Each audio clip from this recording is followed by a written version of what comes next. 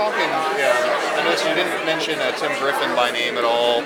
Do you fault him at all for his role in this, or do you see him playing any role?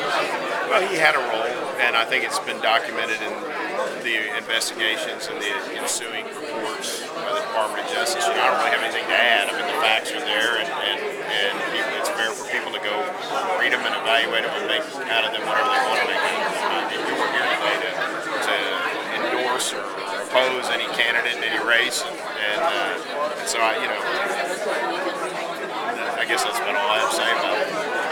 You talked about being a staunch Republican. Are you supporting him in the second congressional race? Well, I don't really want to talk today about what I'm going to do on election day. And today we're here just talking about the Department of Justice, some of the important lessons that we learned in this controversy about the need to firewall politics out of the Department of Justice, and that was really the only message we wanted to at least go home with today. At least up until now, the Elliott campaign really hasn't made much of his role in this whole situation. Do you think it should play a bigger part in the discussion about I'm not doing any political consulting this year, so I'm going to let them decide how they want to run their campaign. That's not for me to say.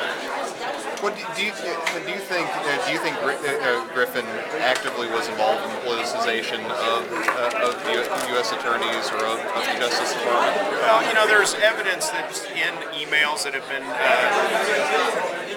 turned over by the White House and discussed in the Department of Justice OPR OIG report. And I don't really have anything to add to it. It's there, and people can go online and read it and make what they want out of it.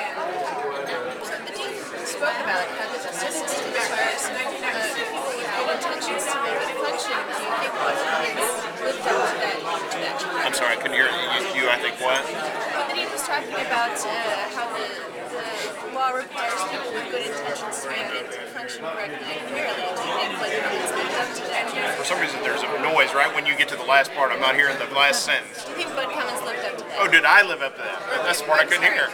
I'm sorry. Well, I hope I did. I don't. Again, when somebody says makes allegations that you an underperformer, or somebody says it's hard to evaluate yourself. So I think it's up to other people to decide whether I did a good job or a bad job. I know that all the criticism I'm aware of came out of the White House.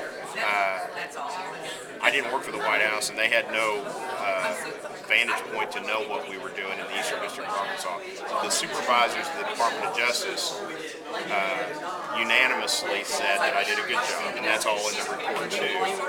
The director of the Executive Office of the United States Attorney said I was one of the top 5 U.S. attorneys in the country. So that's nice to hear, and that's his opinion. And my opinion of how I did probably is very relevant, but I hope I did. I hope I did a good job. What do you think about the Justice Department's conclusion that there was nothing illegal? Well, I think that it would be wrong to take that prosecution decision, which is a declination, they declined to prosecute, and over-read into that that's some kind of an exoneration.